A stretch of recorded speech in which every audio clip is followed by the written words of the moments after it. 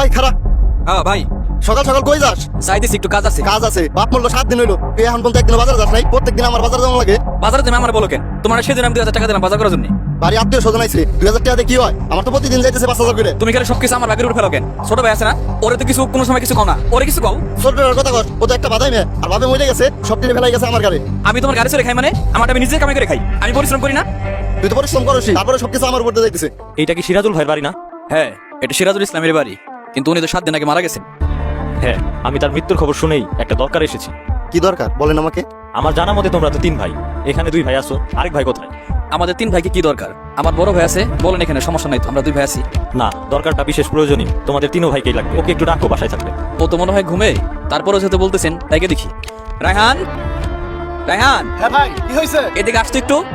আপনি কোথা থেকে আসছেন? আপনাকে তো চিনতেছি না। তোমরা আমাকে না চিনলেও তোমার বাবার সাথে আমার এক বিশেষ ভালো সম্পর্ক ছিল। জয়মন্টপ বাজারে আমার একটা আড়ত আছে। আরো জয়মন্টপ বাজারে? বাবা শামীম, এটা তোমার চাচার আদর। কখনো যদি বিপদে পড়ো তাহলে তোমার চাচার আদরে আইসো। হ্যাঁ, বাবার সাথে তো একবার গেছিলাম। আপনি শাহরিয়ার চাচা না? হ্যাঁ, আমি তোমাদের চাচা লাগি। ভাই ডাকছিল? হ্যাঁ, উনি আসছে, বাবার নাকি পরিচিত, আমাদের সাথে নিয়ে কি প্রয়োজনীয় কথা বলবে। চাচা বলেন, এখন আমরা 3 ভাই আছি তো, বলেন, সমস্যা নাই। এই সময় তোমাদের কিভাবে যে বলি, ব্যবসায়িক দরকারে তোমার বাবা আমার কাছ থেকে 10 লাখ টাকা নিছিল। আমারও টাকার দরকার ছিল না তখন, উনি বাঁচা থাকতে চাই উঠতে পারিনি। এখন আমার টাকাটা খুব দরকার, ওই টাকার জন্যই তোমাদের কাছে আসছি। বাবা টাকা নিছে মানে? বাবার সাথে তো আমি ব্যবসা বাণিজ্য দেখাশোনা করতাম, বাবা টাকা নিলে আমার জানাই তো না। তোমার বাবা তো ব্যবসায়িক কাজে নিছে, হয়তো নিজে পরিশোধ করতে চাইছে, এই জন্য তোমাদের কাছে গোপন করছিল। বাবা ঋণ নিছে, যেহেতু সে পরিশোধ করে যাইতে পারে নাই, আর আমারও কিছু জানাই নাই, সেহেতু আমি এই ঋণের কোনো দায়ভার নিতে পারবো না। আর এই সংসারে গাড়ি টানতে টানতে আমার অর্ধেক জীবন এমনি শেষ। আমার বাকি 2 ভাই আছে, ওরা যদি ঋণ পরিশোধ করে করবো, আমি এই বিষয়ে কিছু জানি না।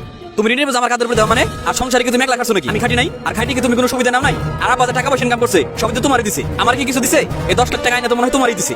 আমি ধরো শ্বশুর বাড়িতে টাকা এনে ব্যবসা বাণিজ্য খারাপ করছি, আর আজকে আমি ব্যবসা বাণিজ্যের টাকা এনে তোমার ঋণ শোধ করব, তাই না? আচ্ছা থামো তোমরা, তোমাদের বাবা তো একজন ভালো মানুষ ছিল, ওনার ঋণ পরিশোধ করা তো তোমাদের সবারই দায়িত্ব। তোমরা একে অপরের উপর না চাপায়া 3 জন মিলে তো টাকাটা দিতে পারো। মিলেমিশে দিব মানে? আমার ভাই সব টাকা পয়সা কামাই দেয় শ্বশুর বাড়ি, আর আমার ছোট ভাই ও নিজেই তো খায় আমার গাড়ির উপরে বসে। এখন যদি আমরা 3 ভাই মিলেমিশে টাকাটা দিতে যাই, দেখা যাবে ঘুরে ফিরে টাকার ভাগটা আমার গাড়ির উপরে এসে পড়ছে। কি করলে তুমি? আমি সব টাকা নিয়ে শ্বশুর বাড়ি দিই না? আমি যত টাকা পয়সা না শ্বশুর বাড়ি দেই, তোমার সাথে থাকো মিনে, বাবার যত সয় সমুদ্রে রেখে গেছে সব ভাগ করে দেবে। তোমাদের 2 ভাইয়ের কথাই শুনলাম, তুমি তো ছোট, তোমার কি কোনো কথা নাই? আমি আর কি বলবো, আমার 2 ভাই যা বলছে সত্য। আমি কোনো কাজ কাম করি না, আমি বেকার।